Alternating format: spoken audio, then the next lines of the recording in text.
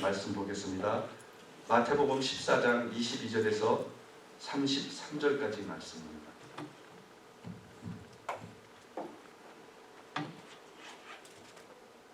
마태복음 14장 22절에서 33절까지 말씀 우리 찾으셨으면 한 절씩 읽도록 하겠습니다. 예수께서 즉시 제자들을 재촉하사 자기가 무리를 보내는 동안에 배를 타고 앞서 건너편으로 가게 하시고 무리를 보내신 후에 기도하러 따로 산에 올라가시니라. 저물매 거기 혼자 계시더니 배가 이미 육지에서 술이나 떠나서 바람이 거스름으로 물결로 말미암아 고난을 당하더라.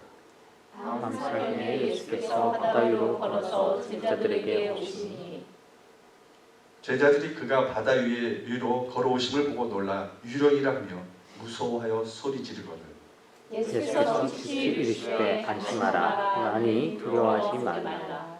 베드로가 대답하여 이르되 주여 만일 주시려거든 나를 능하사 물 위로 오라 하소서 하니 오라 하시니 베드로가 배에서 내려 물 위로 걸어서 예수께로 가되 바람을 보고 무서워 빠져가는지라 소리질러 이르되 주여 나를 구원하소서 하니 예수께서 즉시 손을 내밀어 그를 붙잡으시며 이르시되 믿음이 작은 자여 왜 의심하였느냐 하시고 배 함께 오름에 바람이 그치는지라 배에 있는 사람들이 예수께 절하며 이르되 진실로 하나님의 아들이로소이다 하더라. 아멘. 제가 오늘 여러분과 나눌 말씀의 제목은 예수님께 집중하십시오라는 말씀입니다. 어느 아버지와 아들이 조깅하러 이제 집을 나섰어요. 그래서 이 아들이 이제 아버지랑 이렇게 조깅을 하니까 주변의 이웃 사람들이 이렇게 보면서 좋구나, 참 아름답다 모습이 이렇게 생각을 했는데 발을 이렇게 신발을 보는 순간 다들 웃음을 참지 못했다는 거죠. 왜 그러냐면은 아버지가 신발을 짝대기로 신고 나왔거든요. 그래서 사람들이 그걸 보고 약간 이렇게 미소를 띠는 그런 상황이 벌어졌던 거죠. 우리가 가끔은 이렇게 어떤 것에 이렇게 집중하지 않고 일을 하다 보면은 이렇게 당황스러운 결과가 나올 수도 있다는 거예요. 여러분 눈치를 채지 못하실 수도 있겠지만은 과거에 내가 설교를 하다가 저도 이제 어두운 데서 좀 진한 옷을 이렇게 양복을 입다 보니까 아래 윗도리도 약간 색이 다른 옷을 입고 설교한 적이 있거든요.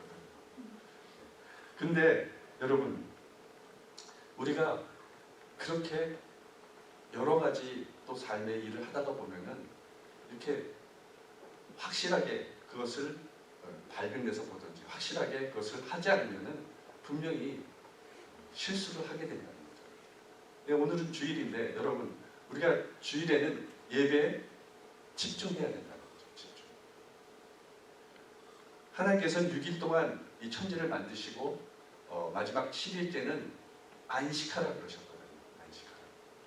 그래서 인간들로 하여금 그 안식일을 지키도록, 그래서 안식일에는 어떤 것도 하지 않도록 그렇게 말씀하셨습니다. 그래서 안식일의 규정은 여러 가지 세상 일을 잠시 내려놓고 하나님에 집중하도록 하기 위한 거죠. 그래서 안식일은 단순히 뭐 일을 하지 않고 쉬니까 편하다, 오늘은 일 안 하니까 그냥 마음대로 놀자, 이런 의미가 아니라 하나님은 네가 삶의 모든 것을 잠시 내려놓으라는 거예요.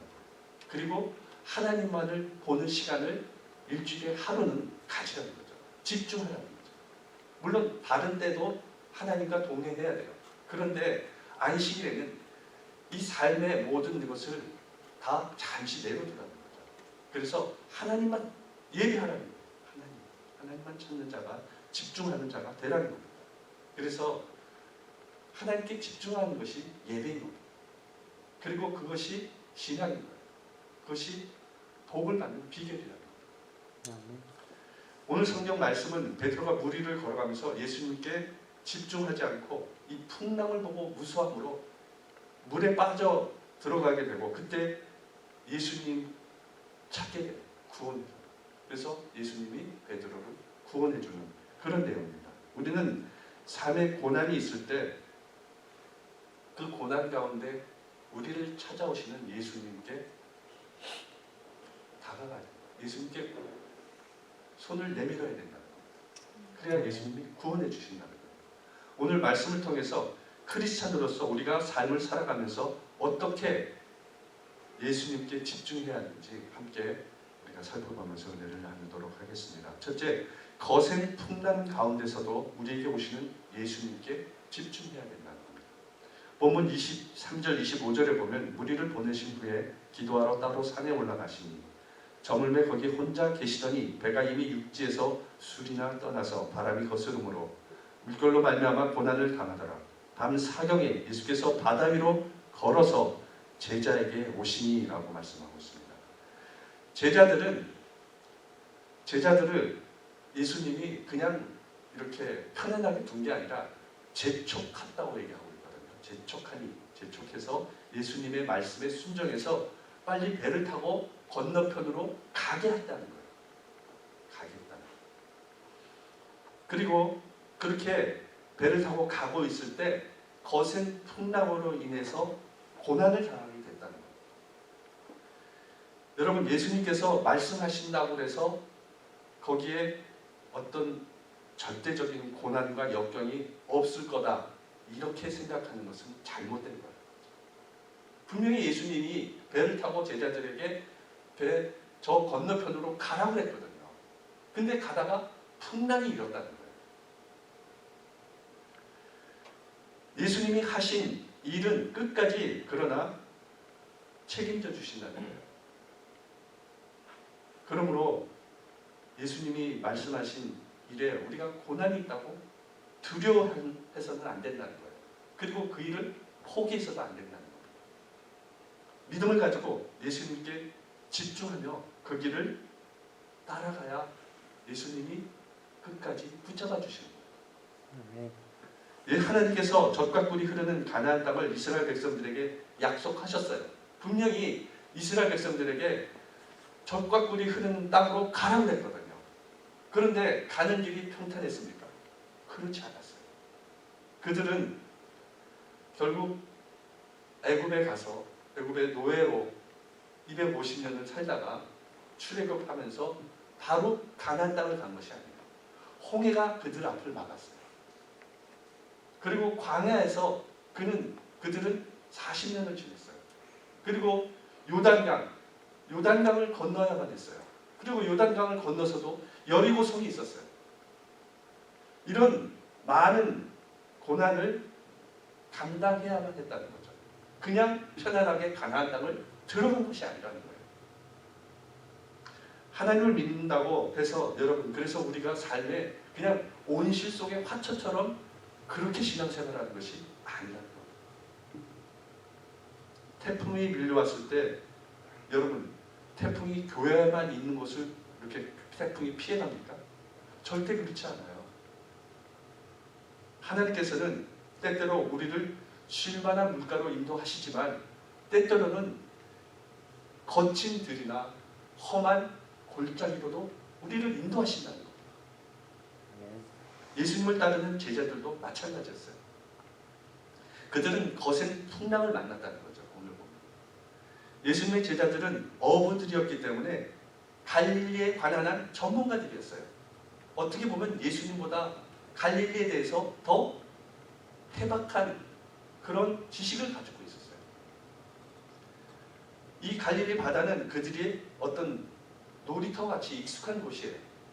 그러나 전문가라고 풍랑이 없는 것은 아니라는 거죠. 익숙하다고 문제가 없는 것이 아니라는 거죠. 그들은 거센 풍랑으로 인해서 고난을 당하고 있었을 때 예수님께서 친히 바다 위를 걸어서 제자들을 찾아오신 거예요.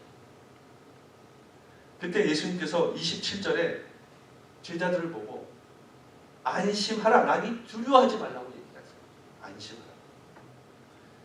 우리는 풍랑 가운데 찾아오시는, 그래서 예수님께 집중해야 된다는 겁니다. 분명히 예수님이 우리에게 말씀하신 거라면 고난이 와도 예수님을 바라보면서 집중하면은 그 고난을 이길 수 있다는 거예요.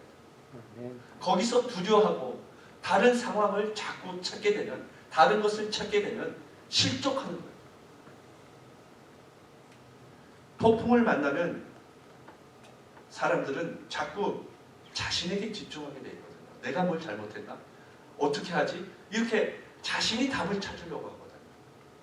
그리고 주변 환경을 자꾸 생각을 해요. 뭐가 환경이 어때서? 이런 잘못된 환경 때문에 안 되나? 자꾸 다른 것을 찾게 된다는 거죠. 눈에 보이는 것을 더 찾게 된다는 거죠. 그러면 문제가 해결되는 것이 아니라 더 복잡하게 꼬이게 된다는 거죠. 해결점이 없이 계속 문제가 문제를 낳는다는 겁니다. 더 복잡한 수렁에 빠진다는 거죠.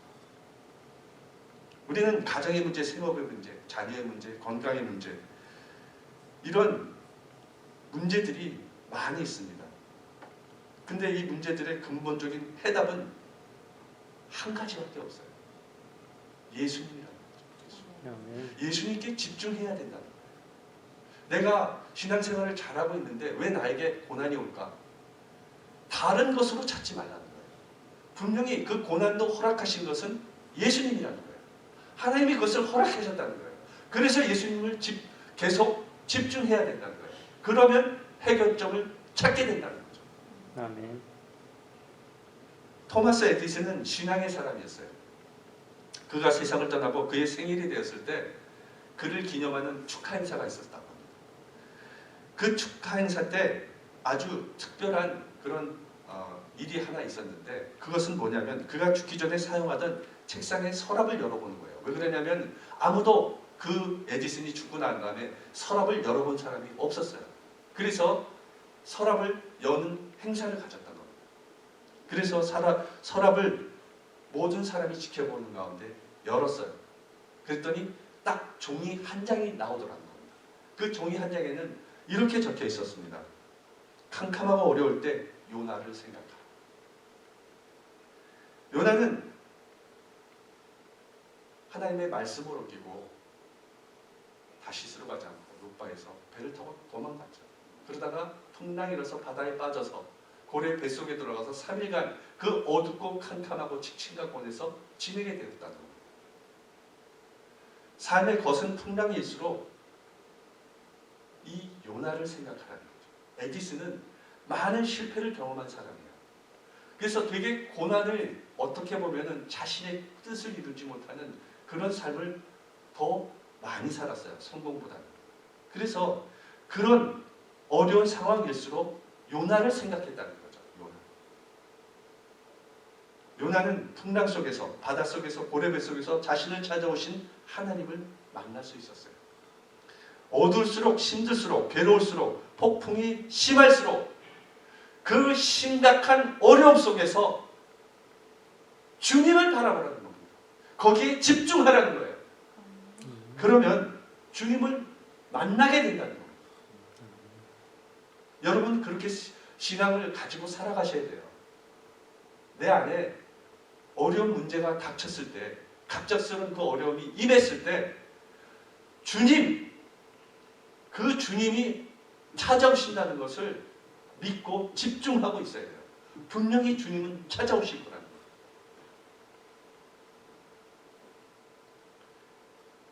때때로 우리에게 거센 풍랑이 밀려옵니다. 그로 인해 고난을 당하고 고통을 겪을 때가 있습니다. 그때 예수님께서 제자들을 외면하지 않으셨어요. 그것처럼 우리들을 외면하지 않으신다는 겁니다. 하나님은 요나의 고난을 외면하지 않으셨어요. 하나님은 선악과를 먹고 죄를 지은 숨어있는 아담을 외면하지 않고 찾아오셨어요. 이것이 복음인 것입니다. 죄인인 우리를 주님께서 찾아오는 것이 바로 복음인 거예요. 예수님은 우리를 찾아오시는 분이에요. 사람들은 신겨운 일을 당하고 폭풍이 밀려올 때 다 도망가려고 짐을 어떻게 하면 이 상황을 피할 수 있을까? 이렇게 도망가려고 생각을 합니다. 그래서 교회도 떠나고 가정도 떠나고 심지어는 사랑하는 사람마저 떠나는 사람들이 있다는 거예요. 너무 심각하고 내가 감당할 수 없는 고난이기 때문에 도망가 버리는 거예요.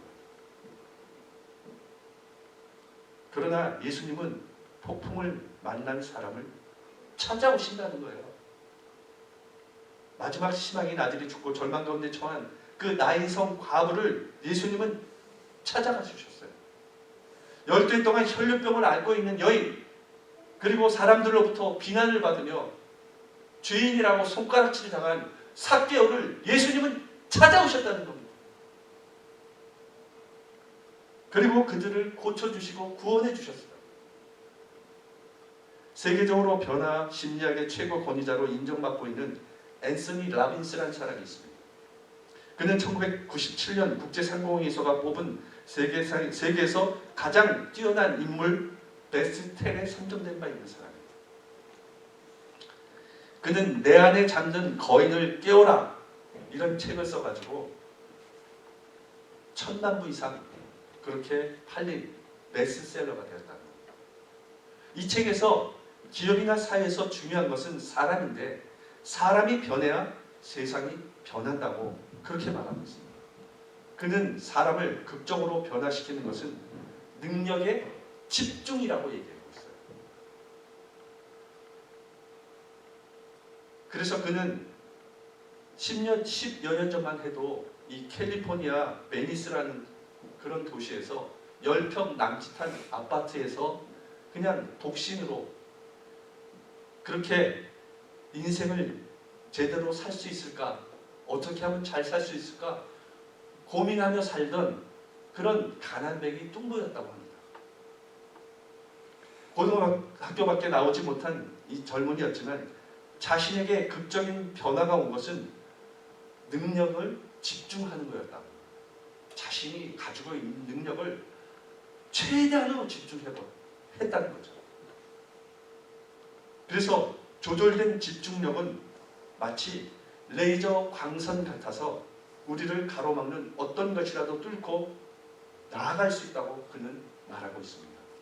사람이 불행하게 사는 것은 자신에게 내재된 재능을 집중적으로 개발하지 않기 때문에 그렇다는 거예요. 이 사람의 이론인 것입니다. 그래서 최소한 우리가 하나님을 믿지 않는 사람들도 자신의 능력을 집중한다면 최대치를 발휘할 수 있다는 거예요. 집중한다. 신앙생활도 여러분 마찬가지예요. 하나님께 집중해야 된다는 거예요. 하나님 인간의 힘으로 집중을 해도 그런 최대치를 발휘하는 그런 능력이 나타나는데 우리가 할 수 없는 그런 어떤 문제가 있다면 그것을 하나님께 집중하면 하나님은 해결해 주신다는 거예요. 아멘. 우리 크리스찬들은 예수님께 그래서 집중해야 된다는 겁니다. 히브리서 12장 2절에 믿음의 주여 온전하신 이 예수를 바라보자라고 얘기를 하고 있습니다. 또 역대하 16장 9절에 여호와의 눈은 온 땅을 두루 감찰하사 전심으로 자기에게 향하는 자들을 위하여 능력을 베푸시나니 하나님은 자기를 찾는 자들에게 능력을 베풀어 주신다고 말씀하고 있는 겁니다. 아멘. 신앙생활은 나 자신에게 더 많이 집중하면 실패하게 돼 있어요. 환경에 집중해도 실패하게 돼 있어요. 다른 사람에게 집중해도 실패하게 돼 있어요. 오직 예수님께 집중해야 승리할 수 있는 겁니다. 아멘. 여러분 모두 어떤 고난을 당하고 어려운 환경에서도 예수님께만 집중하심으로 승리하는 삶을 살아가는 여러분 되시기를 예수님 이름으로 축원합니다. 아멘. 둘째로 우리는 풍랑을 잔잔하게 하시는 예수님께 집중해야 한다는 겁니다. 본문 30절에서 32절에 바람을 보고 무서워 빠져가는지라 소리질러 이르되 주여 나를 구원하소서 하니 예수께서 즉시 손을 내밀어 그를 붙잡으시며 이르시되 믿음이 작은 자여 왜 의심하느냐 하시고 배 함께 오름에 바람이 그치는지라 라고 얘기를 하고 있습니다. 베드로는 예수님의 말씀을 의지하고 나갈 때 무리를 걸을 수 있었습니다. 그러나 그가 눈을 돌려서 그 풍랑이 있는 바람이 불어서 풍랑이 있는 그 물을 바라봤을 때 그는 두려움을 갖게 됐어요. 예수님을 보지 않았기 때문에. 예수님을 집중해야 되는데 환경을 집중한 거예요. 그 물을 바라본 거예요. 그러니까 두려움이 임했어요. 그러고서 점점 물속으로 빠져들어가게 됐다는 거죠. 그때 예수님께서 손을 내밀어 그를 붙잡아 주셔서 배에 함께 올랐다고 얘기하고 있어요. 그리고 바람이 잠잠해졌다고 얘기하고 있어요. 문제의 답은 그런 어떤 주변에 있는 것이 아니에요. 언제나 예수님께 있다는 거죠. 그런데 베드로는 예수님을 믿고 예수님만을 바라보며 나아가면 무리를 걸어 예수님께 갈 수 있었을 텐데 그가 풍랑의 시선을 돌리는 순간 마음에 두려움이 있고 임해가 믿음이 없어지고 예수님에 대한 신뢰가 없어졌어요. 예수님에 대한 신뢰가 없어지니까 무서움이 자꾸 임하는 거죠. 두려움이 임하는 거죠. 그리고 예수님께서 물에 빠져가는 베드로를 잡아주시면서 하시는 말씀이 믿음이 작은 자여 왜 의심하느냐? 왜 의심하느냐? 그렇게 말씀하셨어요. 세상을 바라보고 어려운 환경을 바라보면 예수님보다 더 세상이 크게 보인다는 거죠. 그래서 결국 그곳에 빠져들게 된다. 예수님을 의심하면 그래서 실족하는 겁니다. 항상 여러분 우리 삶 가운데는 예수님이 계심을 알고 예수님께 집중하는 삶을 살아가야 승리할 수 있습니다. 아멘. 그리고 믿음이 작아 어려움을 당할 때 베드로처럼 외쳐야 돼요. 주여 나를 구원하소서. 나를 구원하소서. 우리가 간혹가 다가는 진짜 믿음이 연약해서 예수님을 잡지 못할 때가 있어요. 그래서 어려움을 당할 때 그때는 예수님을 찾아야죠. 나를 구원해달라고 예수님을 찾아야죠. 예수님께 손을 내밀어야죠. 그래야 그 손을 잡아주실 거 아니에요. 그래야 구원받을 수 있는 겁니다. 베드로는 바다 체험을 3번이나 한 사람이에요. 누가복음 5장 1절 11절에서 그때 물고기를 잡는 체험을 했습니다. 밤이 새도록 그들이 그물을 내렸지만 물고기를 한 마리도 잡지 못했어요. 그러자 예수님께서 더 깊은 데로 배를 가지고 가라고 했대요. 거기서 그물을 내리라고 해요. 그러자 그물이 찢어지도록 물고기를 잡았던 체험을 했던 사람이에요. 그리고 마태복음 8장 23절 27절에 폭풍을 잔잔케 하는 체험을 했었어요. 폭풍 속에서 그 갈릴리 바다가 그 폭풍에 휘말려서 배가 가라앉게 생겼는데 예수님은 뒤에서 잠을 주무시고 계셨어요. 그때 예수님께서 그 바람을 명하셔서 그 바람을 잠잠케 하셨어요. 그래서 이 베드로는 이미 2가지 그런 바다 체험을, 그런 바다의 기적이 일어났던 것을 체험했던 사람입니다. 천지 만물을 주관하시고 폭풍까지 주관하시는 우리는 예수님께 집중해야 한답니다. 예수님은 우리의 구원자시며 주님이십니다. 확실한 믿음을 가지고 예수님께 매달리면 예수님께서 우리의 기도에 응답해 주실 것입니다. 아멘. 예수님께서 마태복음 7장 11절에 너희가 악한 자라도 좋은 것을 자식에게 줄 줄 알거든 하물며 하늘에 계신 너희 아버지께서 구하는 자에게 좋은 것으로 주시지 않겠느냐. 여러분 악한 자도 자식에게 좋은 것을 주는데 하늘에 계신 아버지가 자식에게 좋은 것을 주지 않겠느냐고 그렇게 말씀하셨어요. 분명히 우리가 구하는 것, 우리가 목을 필요한 것을 알고 계세요. 그래서 구할 때 주실 것이라고 여러분 우리는 믿고 구해야 한다는 거예요. 또 예레미야서 33장 3절에 보면 너는 내게 부르짖으라 내가 응답하겠고 내가 알지 못하는 크고 비밀한 것을 내게 보리라. 하나님은 그렇게 약속하셨어요. 부르짖으라는 겁니다. 그러면 그것을 응답해 주시겠다는 겁니다. 예수님이 우리의 삶의 폭풍을 잔잔하게 해주심을 여러분 믿으셔야 돼요. 아멘. 베드로는 순간 예수님을 의심했습니다. 여러분 모두 폭풍을 잔잔하게 하시는 예수님이신 줄 믿고 예수님께 집중하는 삶을 살아가는 여러분 되시기를 예수님 이름으로 축원합니다. 아멘. 어릴 때 여러분 그 볼록 렌즈 아시죠? 그래서 이 볼록 렌즈로 이렇게 초점을 한 군데 모이면 종이가 타는 것, 이런 시험을 해본 적 있으실 겁니다.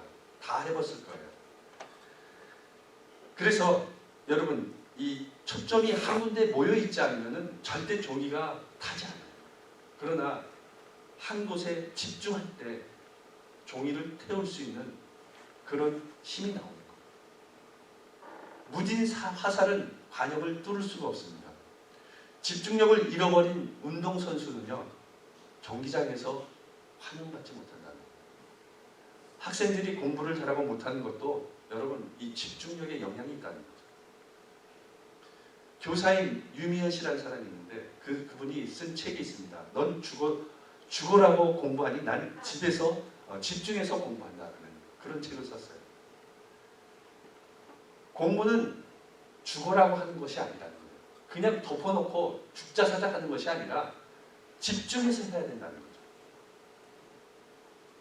이 저자는 집중력은 공부하는데 무엇보다 중요한 것이며 공부 잘하는 학생과 못하는 학생은 비교할 때 드러나는 차이가 집중력에 있다는 거죠. 그렇게 얘기하고 있습니다. 그래서 우리가 공부 잘하고 막 수능 때 막 수능 만점 받고 이런 사람들이 인터뷰하는 거 보면 뭐 교과서에 충실했어요. 뭐 이런 다른 학생이 들으면 좀 재수 없는 얘기를 막 하잖아요. 그러면서 그 사람들이 뭐 나는 열심히 공부할 때 수업 시간에 선생님이 말씀하시는 것을 집중해서 들었고 뭐 메모를 해서 좋은 성적을 거뒀다. 이런 얘기를 하는 그런 우수한 학생들이 있었습니다. 사업도 마찬가지예요. 한 가지에 집중해서 사업을 해야 성공할 확률이 높다는 거예요. 그래서 여러분 대기업이 처음부터 많은 기업을 거느린 게 아니에요. 그 기업을 이끌어가는 모기업들이 다 있어요. 그 기업이 다른 기업을 하나하나 확장해 나가는 거죠. 하나에 집중해서 그걸 성공시켜야 다른 기업도 할 수 있는 거예요. 그래서 핵심을 집중하라는 그런 책을 쓴 사람이 있습니다. 크리스 주크와 제임스 앨런이라는 사람이 10년 동안 성공한 기업과 실패한 기업에 대해서 이렇게 조사하고 연구한 그 결과를 책으로 썼어요.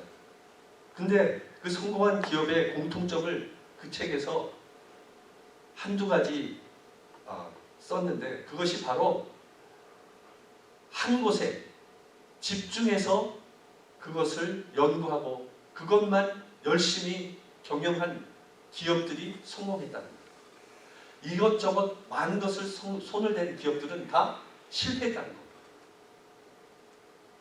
핵심은 집중한 회사가 지속적인 수익을 올리며 성장할 수 있었다는 거예요. 신앙생활도 마찬가지예요. 여러분, 예수님께 집중하는 사람이 신앙의 성장을 이룰 수 있는 겁니다. 다른 것, 이것저것 세상에 잡다한 여러 가지 것을 마음속에 자꾸 담아두면 신앙이 성장할 수 없어요. 예수님께 집중하셔야 돼요. 사랑하는 성도 여러분, 여러분 삶의 어떤 거친 풍랑 속에서도 예수님께만 집중하심으로 풍랑을 잠잠케 하시는 예수님을 통해 고난을 이기며 승리하는 삶을 살아가는 여러분 되시기를 예수님 이름으로 축원합니다. 아멘. 셋째, 우리는 하나님의 아들이신 예수님께 집중해야 된다는 것. 본문 33절에 배에 있는 사람들이 예수께 절하며 이르되 진실로 하나님의 아들이로소이다 하더라. 오늘 이 본문 전에 예수님께서는 오병이어의 기적을 이미 일으키셨어요. 그 후에 많은 사람들이 거기에 있던 많은 다른 사람들이 예수님을 왕으로 모시고자 그렇게 했다는 겁니다. 그때 제자들도 예수님을 왕으로 삼고자 하는 마음이 있었을 거예요. 왜? 너무 큰 기적을 일으키셨으니까. 그 5,000명이나 되는 그 사람들을 다 먹이셨으니까. 그래서 예수님을 왕으로 모시면 그 모든 백성이 우리는 굶주려서 죽지는 않겠구나, 이런 생각을 했었던 거예요. 그래서 22절에 보면 예수님께서 제자들을 재촉해서 배를 타고 떠나게 하신 겁니다. 빨리 가라는 거예요. 그리고 제자들은 예수님의 말씀에 순종했습니다. 밤에 배를 타고 간다는 거, 이것은 쉬운 일이 아니에요. 뭐 지금처럼 그 어두운 밤에 불빛이 있는 것이 아니잖아요. 그 깜깜한 밤에 배를 타고 나간다? 그것은 쉬운 일이 아닌 겁니다. 그 배를 타고 가는 것이 어느 정도는 위험하다는 것을 그들은 알았을 겁니다. 그러나 예수님이 말씀하시는 것이기 때문에, 예수님의 명령이기 때문에 순종했어요. 요나는 불순종 가운데 폭풍을 만났지만 제자들은 순종하는 가운데 거센 풍랑을 만난 겁니다. 아브라함이 하나님의 부르심을 받고 하나님의 말씀에 순종해서 가나안으로 갔지만 그곳에서 기근을 만났다는 겁니다. 하나님의 말씀에 순종하면 탄탄대로가 열려야 할 텐데 왜 이런 어려움이 오냐고 원망할 수 있습니다. 왜 제자들을 이런 풍랑을 주셨을까요? 제자들의 고백을 통해 그 의미를 알 수 있습니다. 33절에 배에 있는 사람들이 예수께 절하여 이르되 진실로 하나님의 아들이로소이다 라고 그렇게 말하는 거예요. 그들은 폭풍을 만났을 때 처음 예수님을 보고 뭐라고 했죠?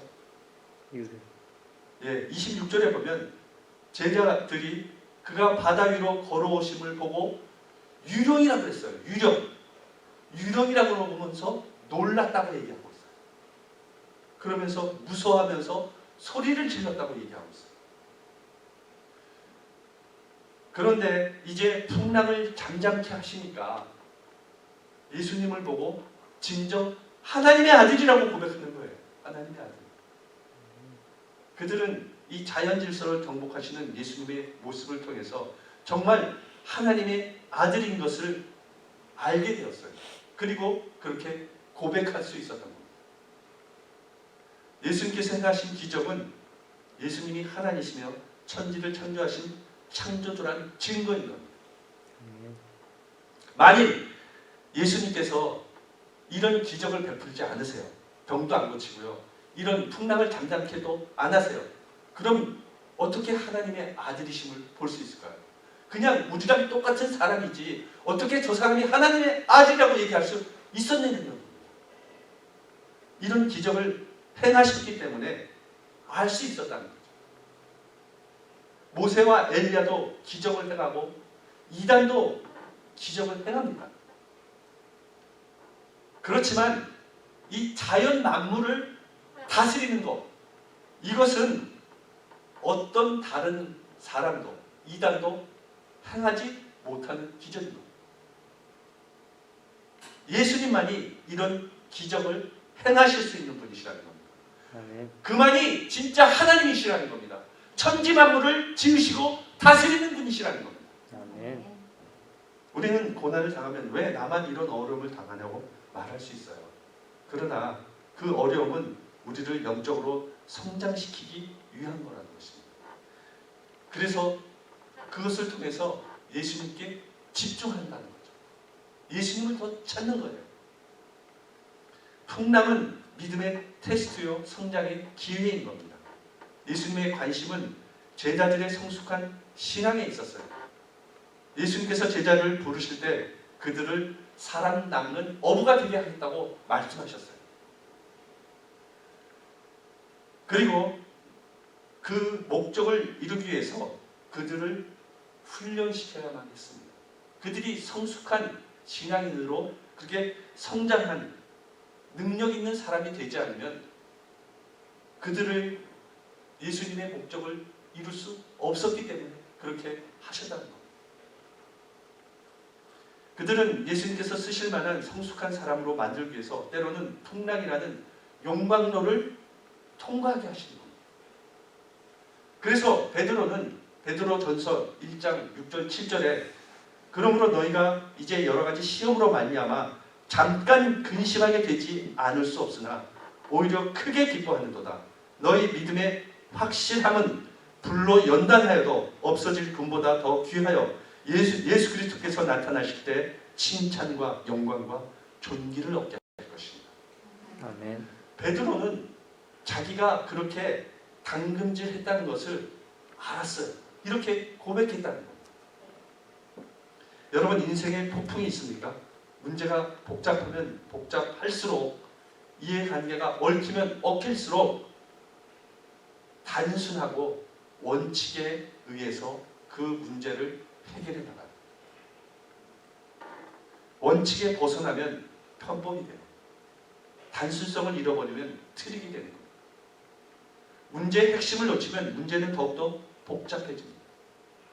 복잡하면 복잡할수록 더욱 예수님께 집중하십시오. 아멘. 믿음은 자기 확신도 아니고요. 신념화된 인생 철학도 아니에요. 예수님을 신뢰하고 전적으로 따르는 것, 그것뿐입니다. 아멘. 환경에 집중하지 마십시오. 자신과 사람들에게 집중하지 마세요. 오직 답을 가지고 찾아오시는 예수님께만 집중하십시오. 예수님은 풍랑을 잔잔케 하시고 결국 그 풍랑을 통해서 우리의 믿음을 성숙시켜서 마침내 복을 누리는 삶을 살도록 인도해 주실 것입니다. 아멘. 더욱이 어찌할 수 없는 과거와 자신의 실수나 남의 실수에 우리가 시선에 집중할 필요가 없어요. 세상은 우리의 마음을 뺏으려고 진짜 여러 가지 것을 통해서 우리를 실족시키려고 하고 있다는 겁니다. 여러분 모두 잘못된 것에 마음을 집중하지 마시고 오직 문제의 답을 가지고 계시는 변하지 않는 하나님의 아들 예수 그리스도께 집중하는 여러분 되시기를 예수님 이름으로 축원합니다. 아멘. 아더 랭크라는 영국의 그런 실업가가 있었어요. 그는 사업에 대해 고민과 걱정과 불안이 늘 있었어요. 여러분 비즈니스 하는 사람들은 그 사업에 대한 고민과 갈등을 누구나 합니다. 뭐 잘 될 때도 그렇지만 대부분이 어려운 그런 상황을 접할 때 갈등하게 돼 있어요. 그래서 이분도 항상 고민이 그거였어요. 지금 자금 사정이 안 좋으니까 이렇게 하다가 부도나면 어떡하지? 그런 고민이 있었어요. 그리고 매출액이 점점 줄어들 때 어떻게 하면 이 매출을 늘릴 거야 에 대한 그런 고민이 있었어요. 이렇듯 많은 염려가 그 삶 가운데 있었습니다. 그래서 그는 염려에서 벗어나는 방법이 무엇일까를 고민했던 거예요. 그래서 한 가지 좋은 아이디어를 생각해냈는데 그게 뭐냐면 자기의 고민거리를 날짜를 적고 고민의 제목을 적어서 수요일마다 매일 고민하는 게 아니라 수요일마다 그것을 보면서 고민하는 거예요. 날마다 고민을 하니까 너무 고민이 힘들고 많은 거예요. 그래서 그렇게 고민거리를 다 적어서 상자에 넣어두고 매 수요일마다 꺼내보기로 생각을 했던 겁니다. 그리고 수요일이 돼서 그 상자 속에 메모지를 하나하나 살펴보다가 이런 사실을 깨닫게 됐어요. 상자에 넣을 때만 해도 자신에게는 큰 문제거리였어요. 그런데 시간이 지나서 수요일이 돼서 다시 읽었을 때 그 문제가 아니었던 거예요. 그가 깨닫게 했던 것은 사람이 살면서 크게 고민하고 염려할 일이 별로 없다는 거였어요. 만일 지금 큰 문제인 것 같아도 우리를 인도하시는 하나님을 믿으면 문제를 해결할 수 있습니다. 아멘. 예수님께서 요한복음 14장 1절에 너희는 마음에 근심하지 말라. 하나님을 믿으니 또 나를 믿으라. 아멘. 예수님은 우리의 근심을 해결해 줄 수 있는 분이십니다. 아멘. 그래서 그렇게 얘기하셨어요. 근심하지 말라는 겁니다. 염려하지 말라는 겁니다. 환경을 붙들지 말라는 거예요. 사람을 의지하지 말라는 겁니다. 모든 염려를 내게 맡기라는 겁니다. 아멘. 여러분 지금 병 가운데 있습니까? 어떤 과거에 그런 실패에 억눌려 있습니까? 거기서 벗어나세요. 예수님께 맡기세요. 아멘. 예수님께 모든 것을 맡기고 예수님께 모든 것을 바라보며 집중해 나가십시오. 여러분 모두 삶의 풍랑이, 고난이, 환경에 마음을 뺏기지 마시고 예수님께만 집중하심으로 모든 문제를 해결받고 예수 그리스도 안에서 복된 삶을 살아가는 여러분 되시기를 예수님 이름으로 축원합니다. 아멘. 기도하겠습니다. 아버지 하나님 감사합니다.